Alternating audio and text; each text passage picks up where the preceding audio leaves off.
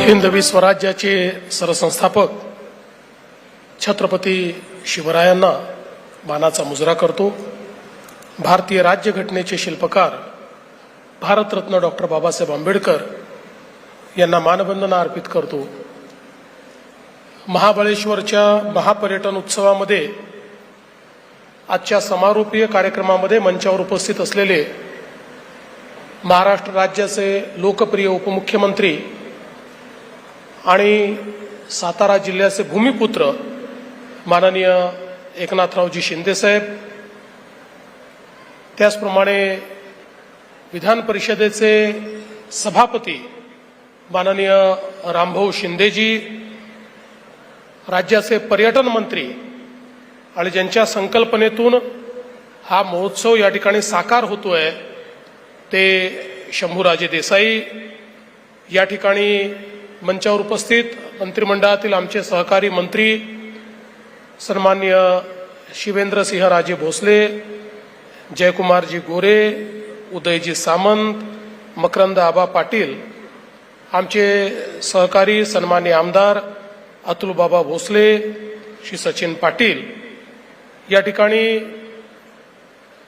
Brand ambassador म्हणून उपस्थित असलेल्या सुप्रसिद्ध आणि गुणी अभिनेत्री मृणाल कुलकर्णी, नवेली देशमुख, श्री मनोज कुमार सूर्यवंशी, श्री संतोष पाटील, श्री सुनील फुलारी, श्रीमती अदिती भारद्वाज, या ठिकाणी विशेष रूपाने उपस्थित असलेले श्री यामाशिका सान, श्री योगेश पाटील, सुरभिताई भोसले, धैर्यशील दादा कदम, मंचावरील सर्व मान्यवर आणि उपस्थित सर्व भगिनी आणि बंधूंनो, मला आत्ताच या ठिकाणी उदयजींनी आठवण करून दिली की 8 वर्षापूर्वी आजच्याच दिवशी भिलारला पुस्तकांच्या गावाचं उद्घाटन करण्याकरता आम्ही आलो होतो आणि मला अतिशय आनंद आहे की आज आपल्या या महापर्यटन उत्सवामध्ये समारोपीय कार्यक्रमाकरता मी उपस्थित आहे। खरं म्हणजे गेले 4 दिवस मुंबईमध्ये waves world audio visual entertainment summit ही सुरू आहे आणि ऑडिओ व्हिज्युअल एंटरटेनमेंट या क्षेत्रातील जगातील सर्व प्रमुख लोक, ज्याला आपण हुज हू म्हणतो, हे मुंबईमध्ये आहेत। माननीय देशाचे प्रधानमंत्री मोदीजी यांनी या कार्यक्रमाचं उद्घाटन केलं। मी शिंदेसाहेब, अजितदादा, आम्ही सगळे उपस्थित होतो आणि महाराष्ट्राला याचं यजमानपद मिळालं आणि त्यातून या संपूर्ण क्रिएटर्स इकॉनॉमीमध्ये आता महाराष्ट्र एक अतिशय महत्त्वाची भूमिका या ठिकाणी पार पाडणार आहे आणि हा महत्त्वाचा कार्यक्रम करून आज दुसऱ्या महत्त्वाच्या कार्यक्रमाला मला येण्याची संधी मिळाली, ती म्हणजे हा महापर्यटन उत्सव जो महाबळेश्वरमध्ये गेल्या 3 दिवसांपासून चाललेला आहे आणि प्रचंड प्रतिसाद या उत्सवाला या ठिकाणी मिळाला। याबद्दल मी पर्यटन विभागाचे, पर्यटन मंत्री महोदय आणि त्यांच्या संपूर्ण टीमचं अतिशय मनापासून अभिनंदन करतो। आपल्याला कल्पना आहे की हा जो जिल्हा आहे, शिंदे साहेबांनी उल्लेख केला, छत्रपती शिवरायांच्या पावन पदस्पर्शाने पुनीत झालेला असा हा जिल्हा आहे। शौर्य, प्रताप आणि सृजन अशा तिन्ही गोष्टी या जिल्ह्यामध्ये आपल्याला पाहायला मिळतात। निसर्गाचं प्रचंड सौंदर्य हे आपल्याला या ठिकाणी पाहायला मिळतं।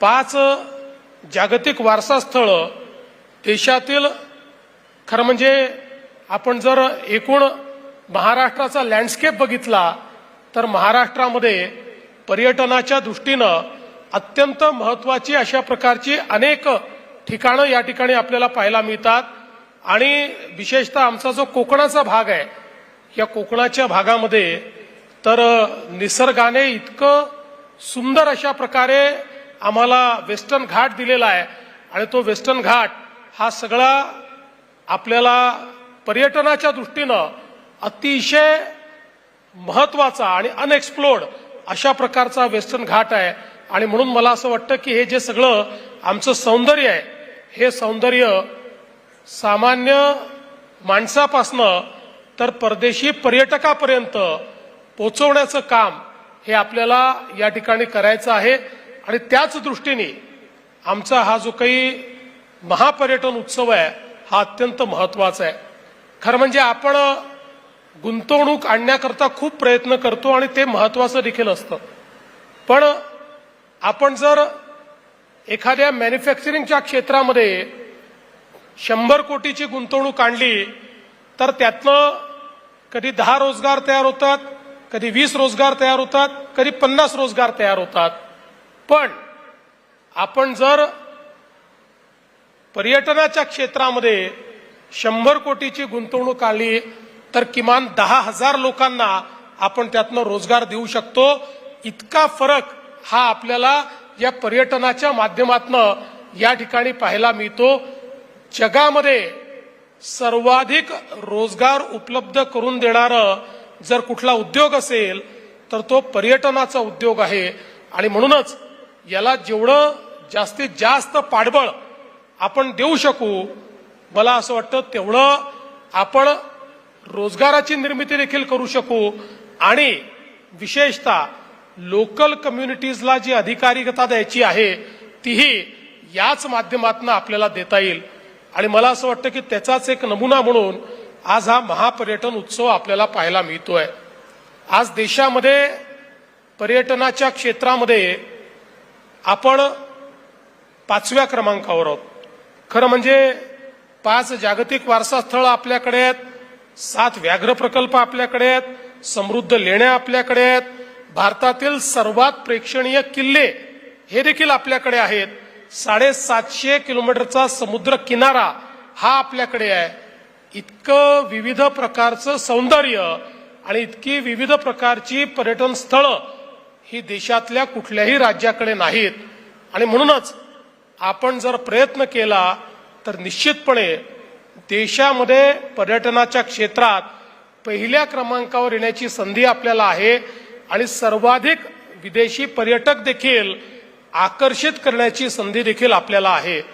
मला विश्वास आहे की शंभूराजे तुमच्या नेतृत्वामध्ये आपण दरवर्षी एक एक पाऊल पुढे जाऊ आणि निश्चितपणे महाराष्ट्राला पर्यटनाच्या क्षेत्रामध्ये पहिल्या क्रमांकावर आणण्याचं काम हे येत्या 5 वर्षामध्ये आपण करून दाखवू। खरं तर पर्यटनाच्या दृष्टीनं ज्या महत्त्वाच्या गोष्टी असतात त्याच्यामध्ये काही बेसिक इन्फ्रास्ट्रक्चर हे महत्त्वाचं असतं, ज्याच्यामध्ये पर्यटन स्थळापर्यंत पोहोचणारे उत्तम रस्ते, पर्यटन स्थळाची सफाई, त्या ठिकाणच्या पब्लिक अम्युनिटीज, पब्लिक शौचालय हे देखील स्वच्छ असले पाहिजेत, त्या ठिकाणच्या पब्लिक अम्युनिटीज चांगल्या असल्या पाहिजेत।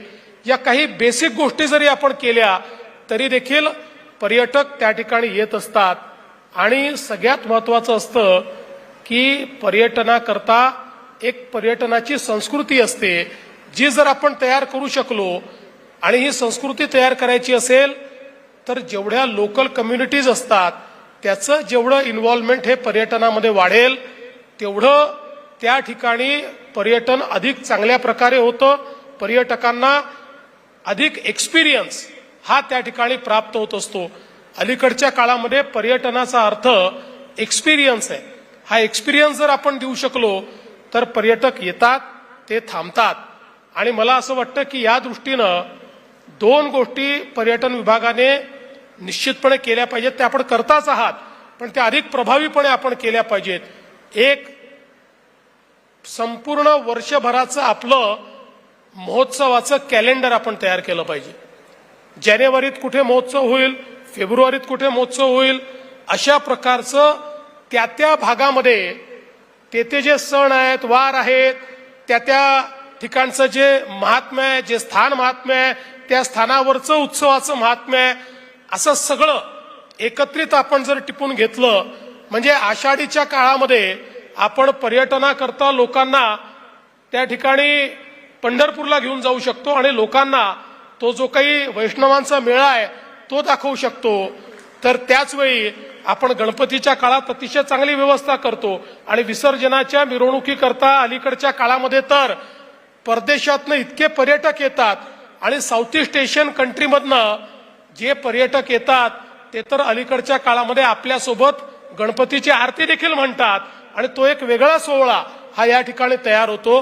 त्यामुळे अशा प्रकारचं एक पूर्ण कॅलेंडर वर्षभराचं हे आपलं असलं पाहिजे, जे पब्लिक डोमेनमध्ये असलं पाहिजे, जे प्रत्येकाला माहिती असलं पाहिजे. आणि या कॅलेंडर सोबत आपण जेवढे टूर ऑपरेटर्स आहेत या सगळ्या टूर ऑपरेटर सोबत एक अॅन्युअल कॉन्फरन्स केली पाहिजे की या वर्षी आम्ही आमच्या पर्यटन विभागाच्या वतीनं हे उत्सव ठरवले आहेत, हे महोत्सव ठरवलेले आहेत. त्यामुळे तुमचे टूर्स देखील तुम्ही तशा प्रकारे त्या ठिकाणी ऑर्गनाईज करा. त्यातून आता जे राम शिंदे साहेबांनी आपल्या समोर मांडलं की संपूर्ण महाराष्ट्रात आणि देशात माहिती पाहिजे की अशा प्रकारचा महोत्सव होतोय, तर हे जर आपण आधी करू शकलो तर टूर ऑपरेटर्सला देखील आणि ज्या लोकांना त्या ठिकाणी यायचंय त्यांना देखील त्याचा फायदा होतो. दुसरं महत्वाचं, अलीकडच्या काळामध्ये लोक सर्व प्रकारची बुकिंग हे ऑनलाईन करतात, सर्व प्रकारचं प्लॅनिंग हे देखील ऑनलाईन करतात. त्यामुळे आपली जी काही पोर्टल आहे, वेबसाईट आहे, ही इतकी जास्त इंटरॅक्टिव्ह असली पाहिजे. चॅटबॉट सहित आर्टिफिशियल इंटेलिजन्सचा उपयोग करून आपण अशा प्रकारची व्यवस्था उभी केली पाहिजे की कोणी जर आपल्या इथे येऊन केवळ एवढं सांगितलं की मला 4 दिवस फिरायला जायचंय, मला ऑप्शन द्या, तर आपल्या पोर्टलवरच सगळे ऑप्शन्स त्यांना मिळाले पाहिजेत. आणि ते नुसते ऑप्शन देऊन चालणार नाही, तर त्या ऑप्शन सोबत तिथलं बुकिंग, तिथल्या व्यवस्था, या सगळ्या गोष्टी जर आपण एका सिंगल पोर्टलवर उपलब्ध करून देऊ शकलो तर मला असं वाटतं की पर्यटनामध्ये आपली गाडी सुसाट वेगाने धावेल. खरं म्हणजे महाबळेश्वर सारखं एक पर्यटन स्थळ आपल्याकडे आहे, देशातलं सर्वोत्तम पर्यटन स्थळ म्हणून देखील आपण महाबळेश्वरकडे पाहू शकतो. इंग्रजांनी त्या काळामध्ये कदाचित या ठिकाणी काही व्यवस्था उभ्या केल्या आणि मग हळूहळू संपूर्ण देशाचं लक्ष इकडे आकर्षित व्हायला लागलं. आपल्याला महाबळेश्वर सारखं आपलं हे जे पर्यटन स्थळ आहे हे संपूर्ण देशात मार्केट करण्याची आवश्यकता आहे. लोकांना माहित नाही का? माहिती आहे, पण आजही मला असं वाटतं की त्याचं जेवढं मार्केटिंग व्हायला पाहिजे तेवढं होऊ शकलेलं नाही, तर ते देखील आपण केलं पाहिजे.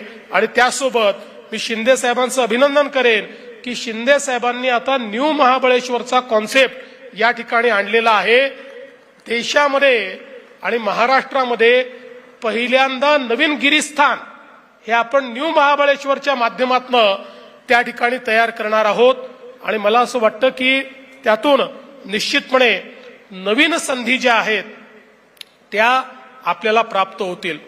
मी मगाशी त्याचा उल्लेख केला की आज ज्यावेळी आम्ही वेव्ज हा कार्यक्रम केला, या कार्यक्रमामध्ये जेवढे कंटेंट क्रिएटर्स आले होते आणि जेवढे प्लॅटफॉर्म्स आले होते त्या सगळ्या प्लॅटफॉर्मशी चर्चा करत असताना काही गोष्टी लक्षात आल्या. आणि त्या गोष्टी म्हणजे आपलं जे कल्चर आहे, आपली जी संस्कृती आहे, प्रत्येक गावाची संस्कृती आहे, प्रत्येक गावाची लोकगीतं आहेत, प्रत्येक गावाची एक खाद्य संस्कृती आहे, या सगळ्या गोष्टींचं आकर्षण जगाला आहे.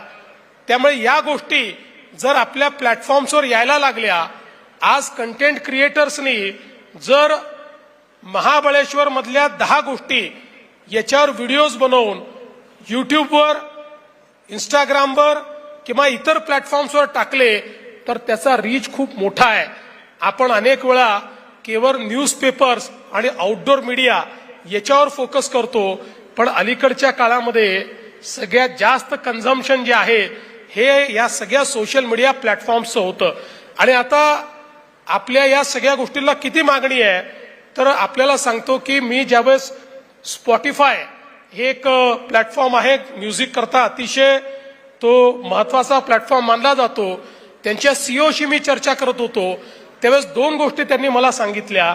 त्यांनी असं सांगितलं की आता स्पॉटिफायवर भारताचं जेवढं म्युझिक आहे, जेवढे गाणी आहेत, त्याचा जो काही रेव्हेन्यू येतो 50% रेव्हेन्यू भारताबाहेरून येतो. म्हणजे आपलं म्युझिक आपण एक्सपोर्ट करतोय, 50% पैसा भारताबाहेरचे लोक आपल्या म्युझिक करता देत आहेत. याचा अर्थ आपलं संगीत हे जगाला किती आवडत आहे. आणि त्यासोबत त्यांनी आम्हाला दुसरा प्रश्न विचारला. ते म्हणाले की स्पॉटीफायवर मोस्ट फॉलोड कोण आहे.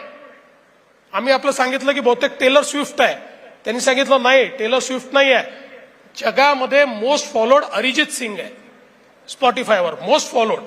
म्हणजे आज भारतीय संस्कृती, भारतीय संगीत, भारतीय लोककला, भारतीय लोकगीतं याला एक इंटरनॅशनल मार्केट तयार झालेलं आहे.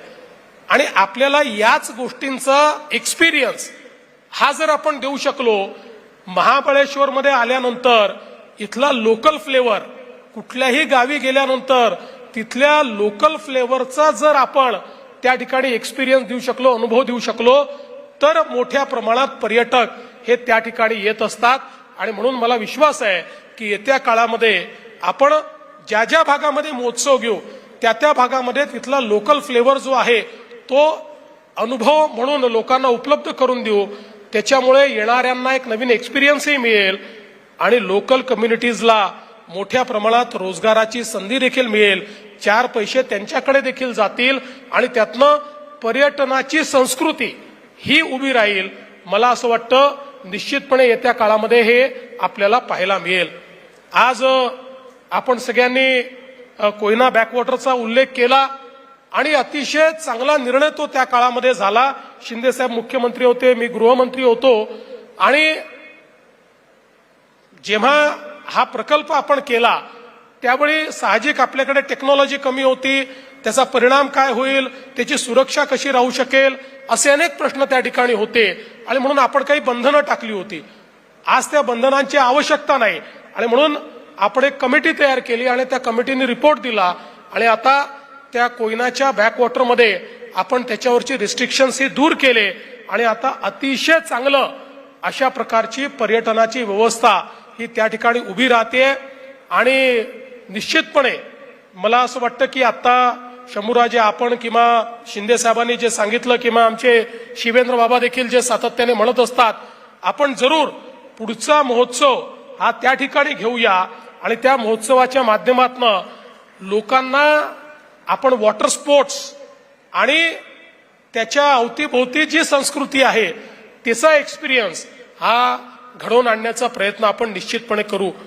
आपण आता मला असं वाटतं की वेगवेगळ्या प्रकारे जे काही आपलं मरीन टुरिझम आहे त्याच्यामध्ये देखील अतिशय चांगलं काम करतात. लवकरच आपण म्हणजे हे म्हणणं वेगळ्या पद्धतीचा बोट बुडवायची आहे आपल्याला. बोट बुडवायची आहे. कुठे बुडवणार आहोत आपण? INS गुलजार बोट.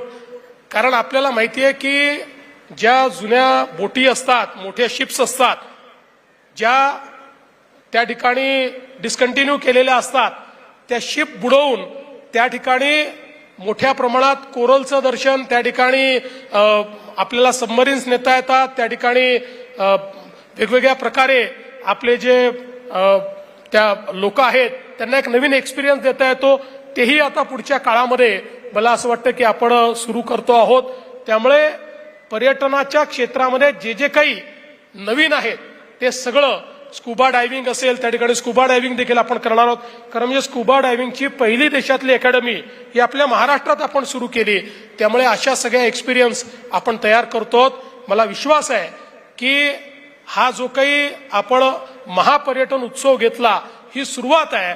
पुढच्या काळामध्ये महाराष्ट्रामध्ये असे अनेक उत्सव आपल्याला पाहायला मिळतील. आणि शंभूराजे तुम्ही काळजी करू नका, तुम्ही जे कॅलेंडर तयार कराल त्या कॅलेंडरच्या पाठीशी मी, शिंदे साहेब आणि अजितदादा तिघही उभे राहू आणि ते कॅलेंडर योग्य प्रकारे पार पडलं पाहिजे. याकरता जे रिसोर्सेस आहेत ते रिसोर्सेस तुम्हाला उपलब्ध करून देण्याचं काम हे राज्य सरकारच्या वतीनं निश्चितपणे होईल हा विश्वास मी व्यक्त करतो. एक अतिशय चांगला महोत्सव या ठिकाणी आपण घडवला त्याबद्दल आपलं मनापासून कौतुक करतो. ज्या टीमने हा संपूर्ण उत्सव घडवण्याकरता दिवस रात्र प्रयत्न केले त्या संपूर्ण टीमचं मनापासून अभिनंदन करतो. आणि आपण या निमित्ताने महाबळेश्वरला येण्याची संधी दिली. शिंदे साहेबांचं बरं आहे, त्यांचं दरेगाव इथेच आहे, त्याच्यामुळे त्यांना इथे म्हणजे ते इथले भूमिपुत्रच असल्यामुळे त्यांना येण्याची संधी मिळते, पण आम्हाला ती संधी कमी मिळते. पुढच्या काळामध्ये आम्ही 1-2 कॅबिनेट दरेगावातच घेऊ, म्हणजे आम्हालाही तिथे येण्याची संधी मिळेल. पण हा भागच असा आहे की इथे येणाऱ्या व्यक्तीला वारंवार इथे यावं असं वाटावं, म्हणून शिंदे साहेब इथे येतात. ते म्हणाले खरं आहे की ते इथे आले की तिकडे बातम्या वेगळ्याच होतात, पण ते या ठिकाणी येतात, इथनं ते नवसंजीवनी घेतात आणि पुन्हा एकदा ती नवसंजीवनी घेऊन मुंबईमध्ये जनसेवेमध्ये रुजू होतात. तशीच नवसंजीवनी घेण्याकरता शिंदे साहेब आम्हालाही वारंवार या ठिकाणी बोलवा अशी आपल्याला विनंती करतो आणि आपल्या सर्वांचे आभार मानून माझे 2 शब्द संपवतो. धन्यवाद. जय हिंद, जय महाराष्ट्र.